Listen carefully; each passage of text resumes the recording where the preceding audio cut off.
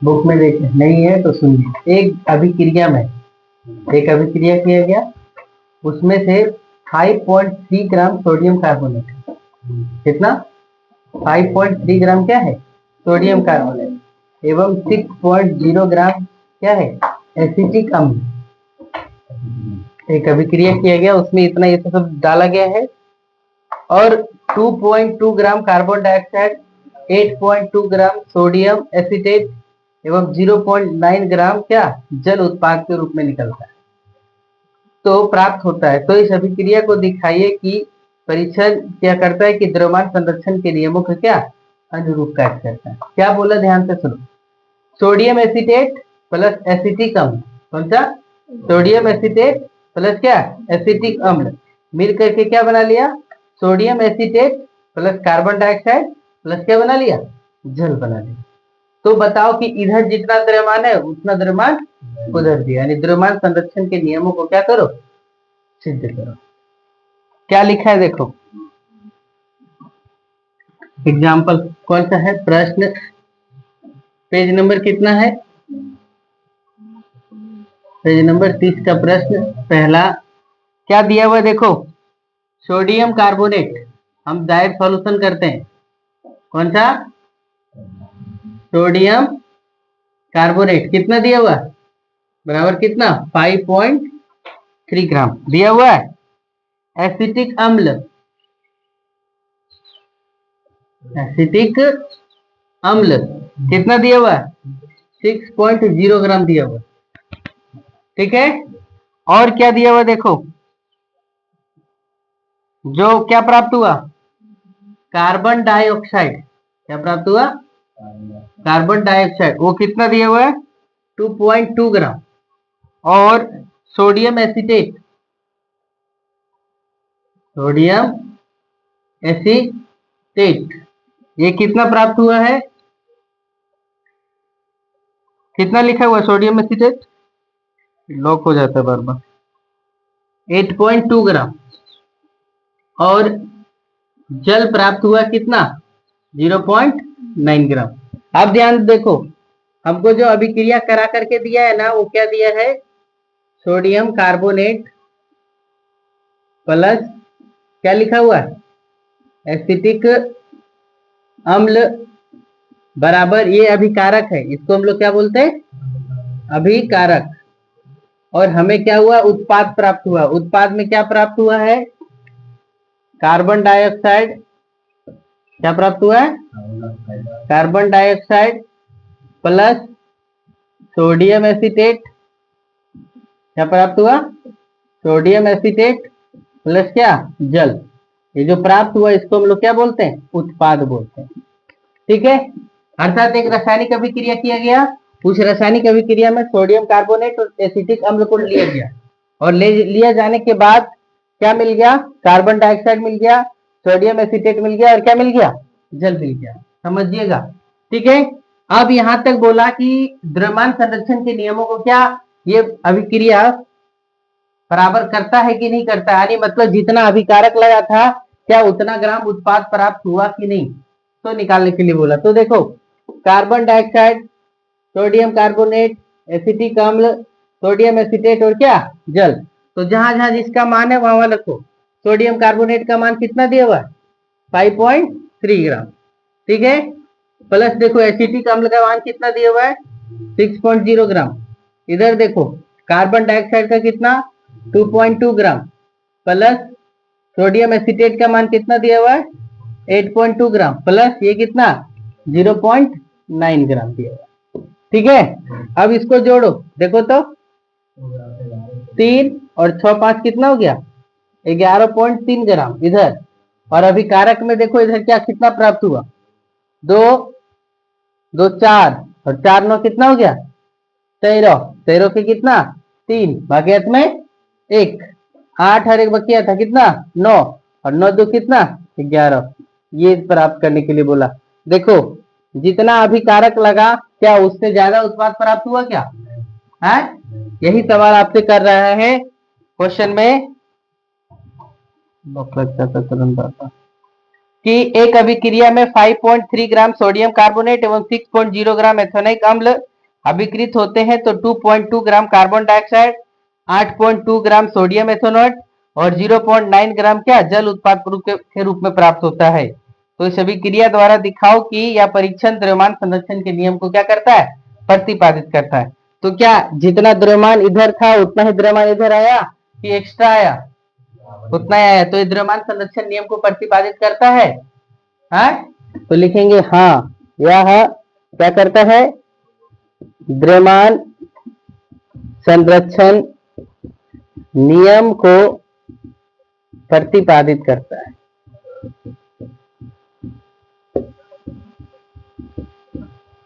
समझ गए? फिर दूसरा नंबर क्वेश्चन क्या दिया हुआ है, कितना बार हम लोग खोलेंगे तो बताते। ये क्या लिखा है देखो, हाइड्रोजन एवं ऑक्सीजन द्रव्यमान के अनुसार 1:8 के अनुपात में संयोग करते हैं। क्या लिखा है देखो क्वेश्चन, हाइड्रोजन एवं ऑक्सीजन द्रव्यमान के अनुसार से कितना 1:8 के रूप में संयोग करके क्या करते हैं, जल बनाते हैं।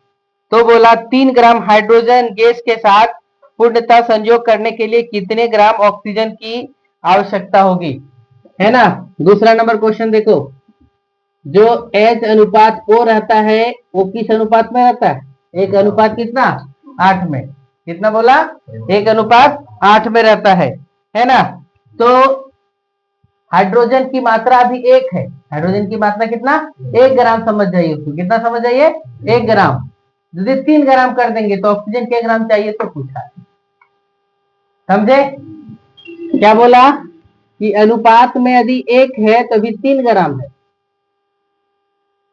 अनुपात 1 में कितना कर दिया गया 3 ग्राम। तो अनुपात 8 में कितना होगा, तो 8 गुने कितना हो जाएगा 3, 8 तिया कितना लगेगा 24 ग्राम। समझ गए, अर्थात 24 ग्राम ऑक्सीजन की क्या होगा जरूरत होगी। फिर तीसरा नंबर सवाल क्या किया देखो, कि डाल्टन के परमाणु सिद्धांत का कौन सा अभिक्रिया द्रव्यमान के संरक्षण के नियमों का परिणाम है। तो डाल्टन के सिद्धांत कल लिखाए हैं और कौन सा नियम बताता है, तो लिखेंगे कि परमाणु अविभाज्य कण है। परमाणु कैसा कण है, अविभाज्य कण है ना। जो रासायनिक अभिक्रिया में, जो रासायनिक अभिक्रिया में ना तो उत्पत्ति होता है, ना तो उत्पत्ति होता है और ना ही क्या होता है इसका विनाश होता है। ना ही उत्पत्ति होता है और ना ही इसका क्या होता है विनाश होता है। ये हो गया। फिर चौथा नंबर क्वेश्चन क्या बोला है देखो,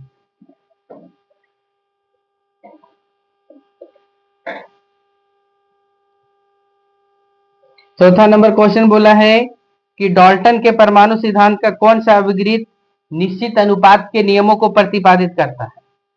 तो कौन सा नियम है कि आंसर में लिखेंगे भिन्न भिन्न भिन्न भिन्न तत्वों के परमाणु परस्पर, भिन्न भिन्न तत्वों के परमाणु क्या करते हैं परस्पर छोटी पूर्ण संख्या में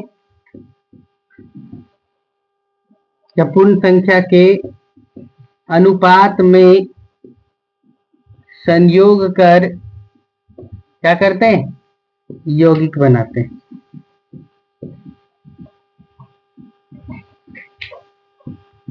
फिर पांचवा नंबर क्वेश्चन दिया है क्या, कि 4 ठो है, 4 ठो है, ठीक है इतना नोट करो फिर आगे बताते हैं।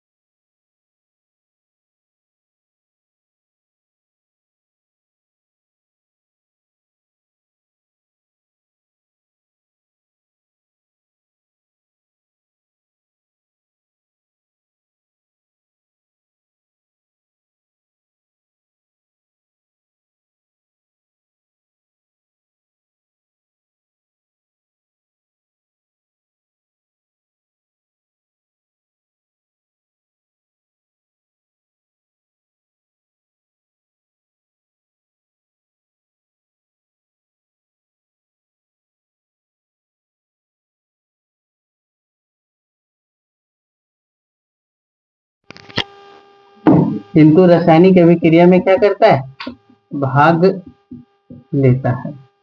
क्या कहलाता है, परमाणु कहलाता है। परिभाषा खाली लिखा रहे परमाणु का, मिटा दे पूरा। एक बार फिर से सुन लो क्या है। तो परमाणु किसे कहा गया, तो वैसा सूक्ष्मतम कण जो अविभाज्य है, यानी आगे उसके आगे बंटवारा उसका होगा क्या, नहीं होगा। तो लेकिन क्या होगा, रासायनिक अभिक्रिया में क्या करता है, भाग लेता है, उसे क्या कहा गया, परमाणु कहते हैं। दूसरी परिभाषा, पदार्थ का वह सूक्ष्मतम कण जिसमें उस पदार्थ से क्या होते हैं, सभी गुण पाए जाते हैं, और वह स्वतंत्र अवस्था में क्या होता है, नहीं पाया जाता है, वह स्वतंत्र अवस्था में नहीं पाया जाता है, किंतु रासायनिक अभिक्रिया में क्या करता है, भाग लेता है। क्या कहलाता है, परमाणु कहलाता है। सभी प्रकार के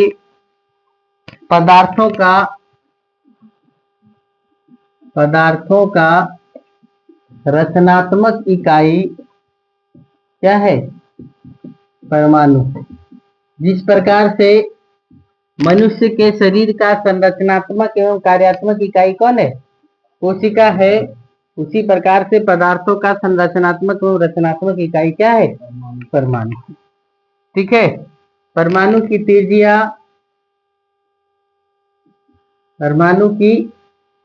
त्रिज्या नैनोमीटर में मापा जाता है। किसमें मापा जाता है, नैनोमीटर, जिसको हम लोग एनएम से कहते हैं, नैनोमीटर में मापा जाता है। 10 का पावर -9 मीटर बराबर 1 नैनोमीटर होता है। ध्यान से सुनेंगे, 10 का पावर कितना, 9, 10 का पावर -9 मीटर बराबर कितना, 1 नैनोमीटर, या 1 मीटर बराबर कितना, 10 का पावर 9 नैनोमीटर। 1 मीटर बराबर कितना, 10 का पावर कितना, 9 नैनोमीटर। ठीक है। कुछ एग्जाम्पल दिया हुआ है, देखो, सापेक्ष आकार, क्या लिखा हुआ है, सापेक्ष आकार, है ना, इसका उदाहरण और उसकी क्या त्रिज्या दिया हुआ है। क्या है, हाइड्रोजन, कौन सा, हाइड्रोजन, हाइड्रोजन का कितना दिया हुआ है, तो 10 का पावर -10 मीटर। हाइड्रोजन की त्रिज्या कितना, 10 का पावर कितना, -10 मीटर। जल अणु, इसका जल अणु का कितना, 10 का पावर -9 मीटर। फिर क्या है, हीमोग्लोबिन अणु, हीमोग्लोबिन अणु, है ना, इसका क्या है, तो 10 का पावर -8 मीटर। फिर रेत कण, बालू जो होता है, उसका जो त्रिज्या है वो कितना, 10 का पावर -4 मीटर। चींटी, चींटी है ना, उसका त्रिज्या कितना, 10 का पावर -3 मीटर। और सेब, इसका कितना है, 10 का पावर -1 मीटर। ये सब सापेक्ष आकार और उसके बारे में। परमाणु के बारे में लिखाएं, कल पढ़ा दिए थे। परमाणु के बारे में सर्वप्रथम जानकारी किसने, जॉन डाल्टन ने दिया था। जॉन डाल्टन ने दिया था। इसीलिए जॉन डाल्टन को फादर ऑफ एटम कहा जाता है। फादर ऑफ क्या कहा जाता है, एटम कहा जाता है, यानी परमाणु के पिता कहा जाता है। ठीक है।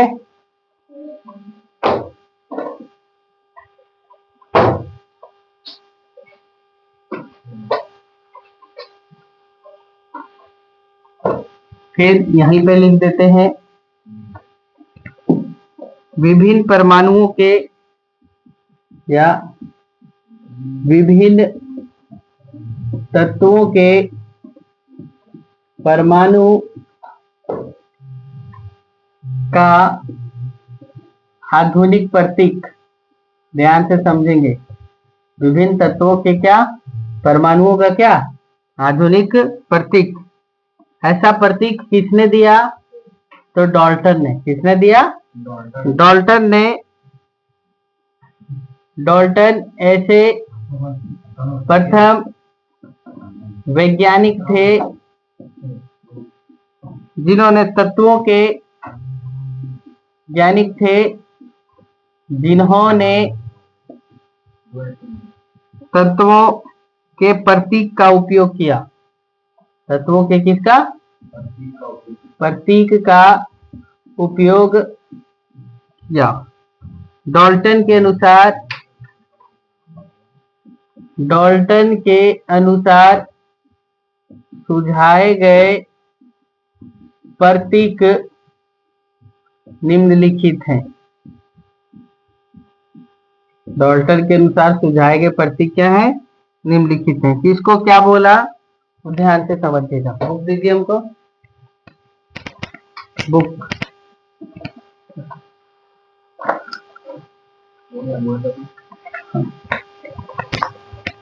देखो, ये जो प्रतीक दिया हुआ है ऐसे गोल बना लिया है और गोल के बीच में क्या लिखा हुआ है? एक डॉट दे दिया है। इसको क्या बोला? ये कि हाइड्रोजन है। ये क्या है? हाइड्रोजन है ना।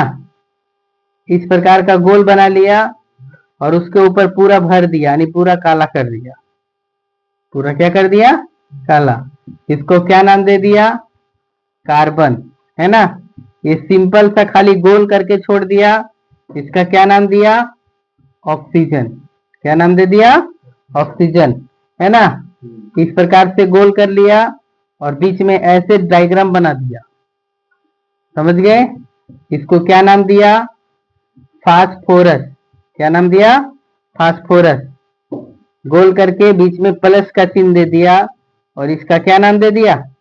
सल्फर, है ना। गोल करके बीच में आई लिख दिया और इसका क्या नाम लिखा? आयरन। क्या नाम लिखा? आयरन। ठीक है। फिर देखो, ऐसे बना लिया, गोल कर लिया और बीच में सी लिख दिया और क्या नाम दे दिया इसका? कॉपर। फिर गोल करके एल लिख दिया और इसका क्या नाम दे दिया? सीसा। समझ रहे? फिर गोल करके क्या लिख दिया? एस और क्या नाम दे दिया? सिल्वर, है ना। फिर देखो, गोल कर लिया और इसमें डायग्राम बना दिया। 2 3 4 5 6 7 और 8 और क्या नाम दिया? जी। इसको क्या नाम रखा? गोल्ड। क्या नाम दिया? गोल्ड। गोल कर लिया और बीच में पी लिख दिया और इसका नाम क्या दे दिया? प्लेटिना। तुम लोग बहुत ज्यादा हल्ला करते हो। ये क्या नाम दे दिया? प्लेटिना। और गोल कर लिया और देखो,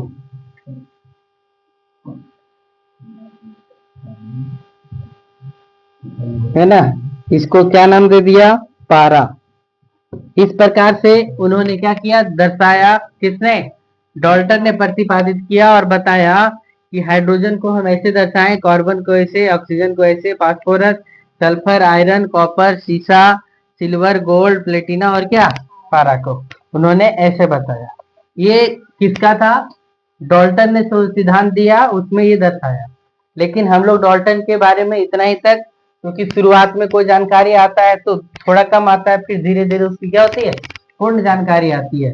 डाल्टन के नियम को अब IUPAC नियम ने क्या कर दिया? बदल दिया, है ना। चलो, वो आगे कल देखा जाएगा। आज यहीं तक।